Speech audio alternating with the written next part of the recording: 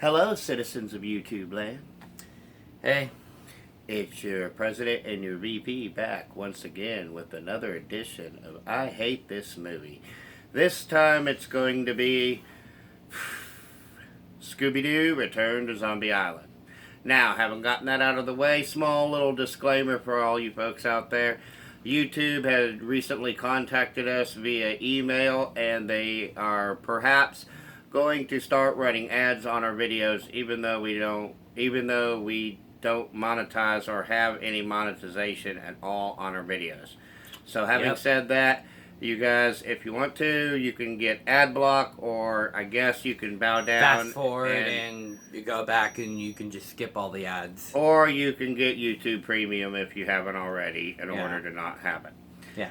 Having said that, Scooby-Doo Return to Zombie Island is a 2019 animated film. It is the 33rd animated film that was direct-to-video in the Scooby-Doo franchise.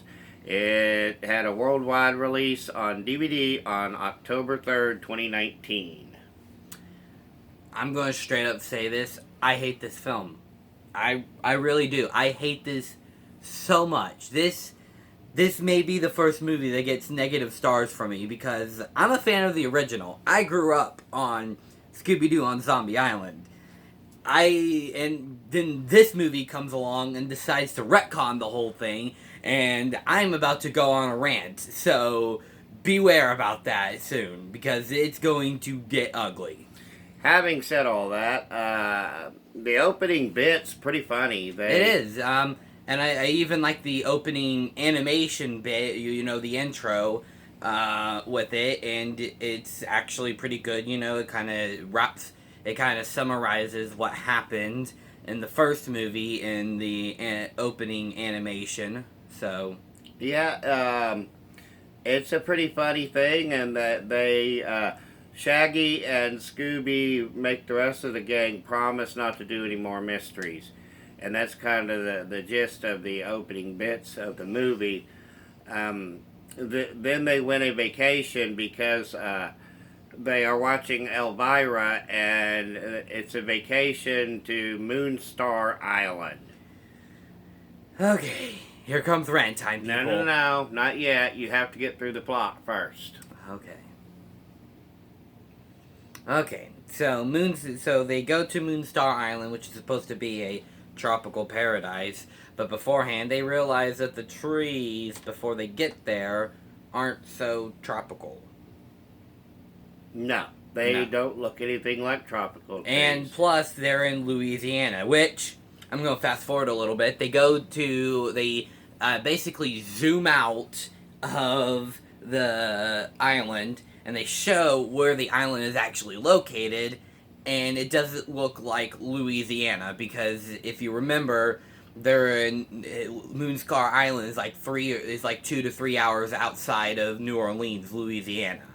So, and it's definitely heavily Cajun country. yeah, they're in Cajun country. Moonscar Island is most likely in a lake that the Mississippi River flows to in the fictional Scooby-Doo universe. Yeah, it's quite possible. So, anyways, they also, from the very get-go, seem to have retconned everything we kind of knew about Zombie Island in the first place. For those of you who have watched the original Zombie Island, you'll remember that it's basically like a separate alternate reality almost of Scooby-Doo. The 4 direct-to-video movies in the 90s are actually connected in one universe, which you have Zombie Island, The Witch's Ghost, Alien Invaders, and Cyber Chase. Those are the 4 main ones. And they're clearly portrayed as college age, if not just a little bit out of college age, young adults. Yeah. They're like early 20s to mid 20s in Zombie Island. But then they retcon that whole thing and return to Zombie Island. let me explain this. I'm about to go on a rant here again. Daphne then says that the reporting stuff that she did on Zombie and Scooby-Doo on Zombie Island was a school project. Even though it was a real television show that she was on, and she and Fred was actually a producer of the show. Scooby and Shaggy were working at an airport. How do you explain that? And Velma was working at a library bookstore.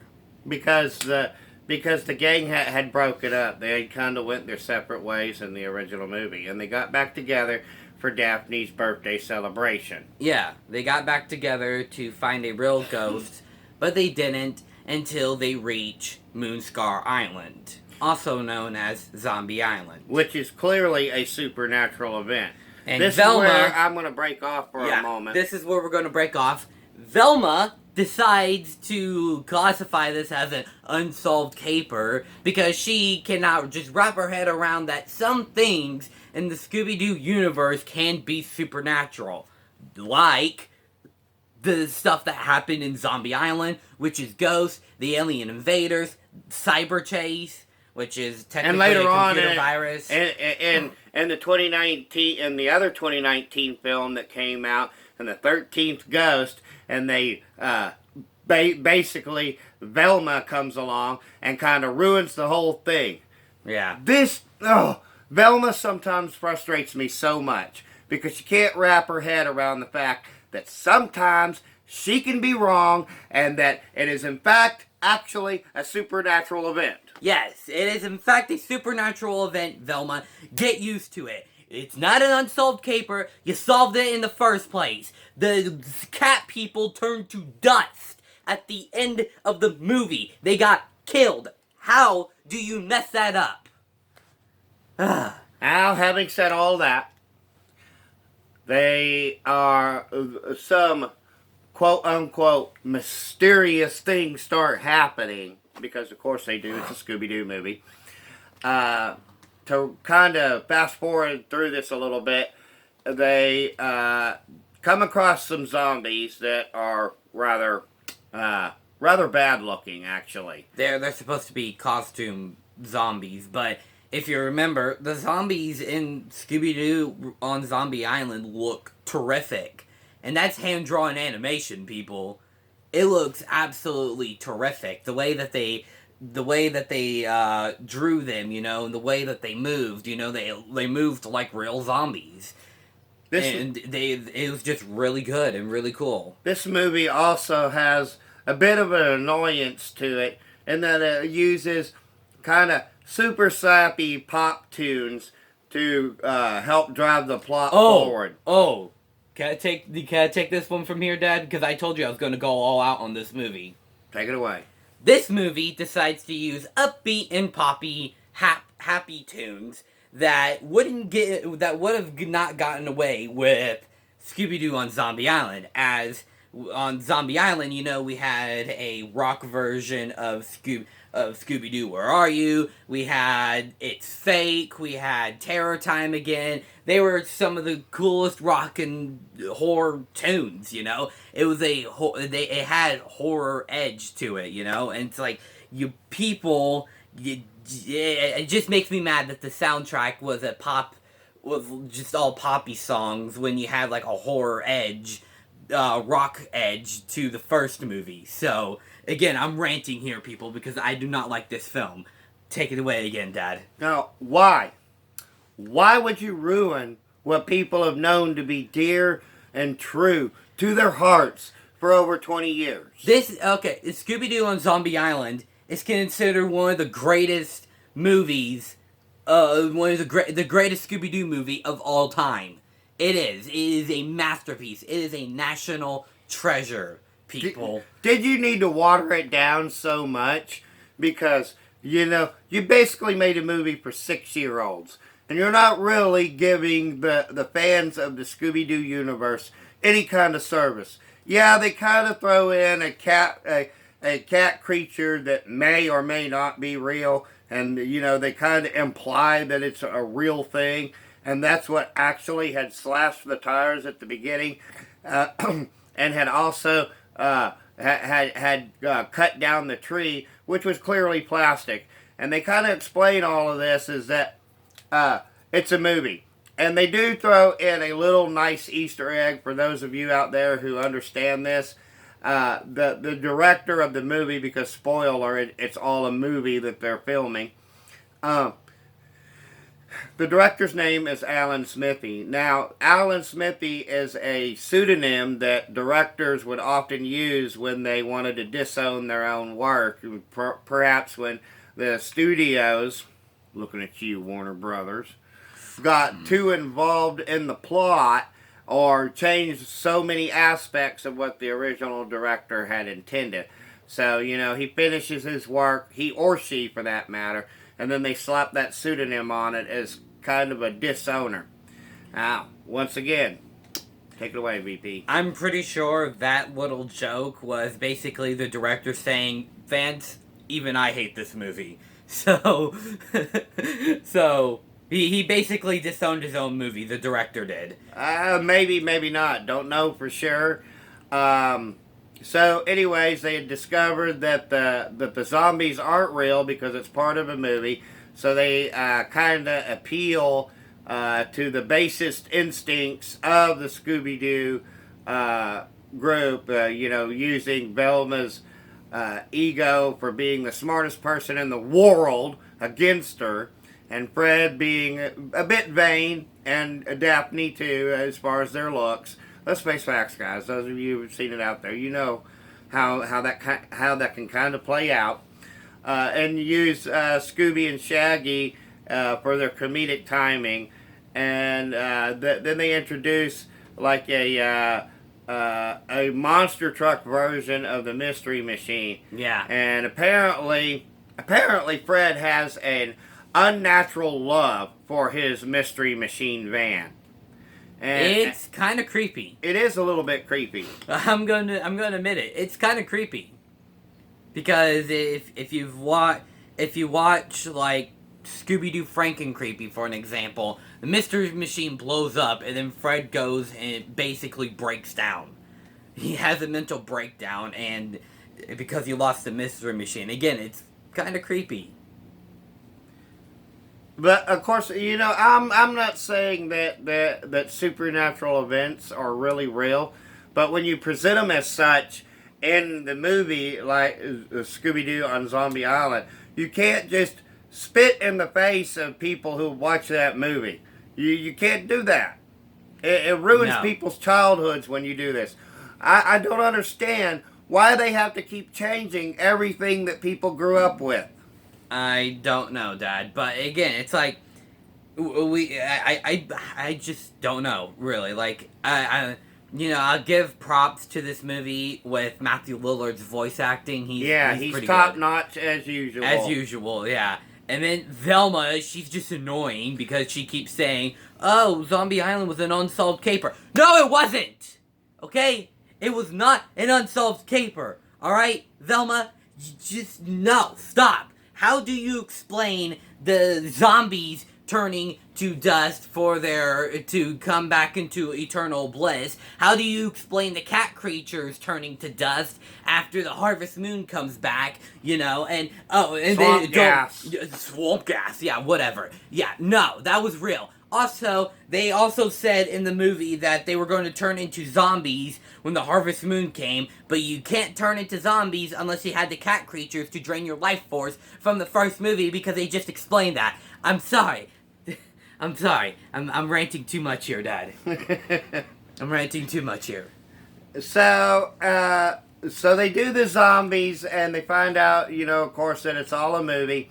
And then the cat people show up, and apparently they're looking for Moonscar's treasure, which Velma explains that's what the cat people in the first movie were doing, which they weren't. No, stop, Velma. No, they weren't. They're not the same cat people, okay? They're not. You tried to explain that they were the same people, but they're not the same people. Also, they keep using the line of...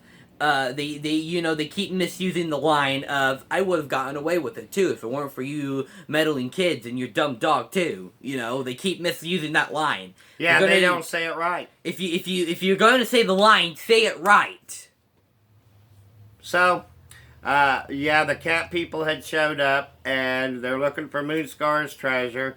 And because it had been a movie the entire time and whatnot, they dressed up as zombies. They caught the cat people. Then they gave the explanation that retconned every single thing that we knew about Zombie Island. Maybe it was to appeal to a younger audience. I'm not sure.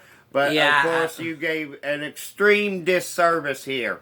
Yeah, and then not to mention the fact that they retcon again by saying that Moonscar's treasure was real because the cats that were guarding it actually dug it up, and it's like, oh, it's Moonscar's treasure. You know, Alan Smithy says, "I'm rich. I'm in retirement now." So, but, as always, if you think No. that Return to Zombie Island, No. would you? This is part of the bit. Why do you do it every time I go into it? Because you cannot say that. I Okay? have to. We know what the greatest Scooby-Doo movie of all time is. There- It's Scooby-Doo on Zombie Island. Okay? Everybody knows this, Dad.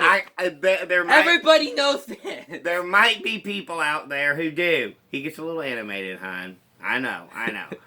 You'll have to excuse him, guys. He's very passionate about it. So, as always, Don't. son, it's part of the bit. Jason, What? stop.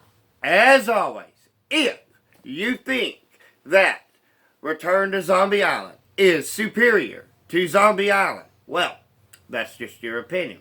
Don't. Our opinions in this case are right, but they're really not. I like how you threw that in there, Dad. But they're really not because, say it with me now, we're two idiots with a cell phone camera. Our opinions really don't matter, except they actually do because we have a YouTube show. Except they actually don't. Now, having said that, my rating for this one, because I found the plot to be very flimsy and the music to be very poppy-esque and not really fitting the tone of the movie. But there are a few jokes that made me laugh a little bit. And Matthew Lillard gave a pretty good performance, and so did Frank Welker, who of course voices Fred. I will give it Scooby-Doo. We can't forget him. and Scooby-Doo. I will give it 1 star out of 5. What say you? -2 stars. I was gonna make it -5, but because of the few jokes that made me laugh and Matthew Lillard's voice acting, -2 stars. So that gives it a final rating of -1/2 star. But guys, as always, remember that we'll see you next time, and then the next one we're going to do will probably be later today after we watch it. It's going to be Spider-Man 2. Oh, yes! So Yes! look forward to that one later on today. I am very looking forward for that one. And as always, peace and love from Denny and Son. Bye.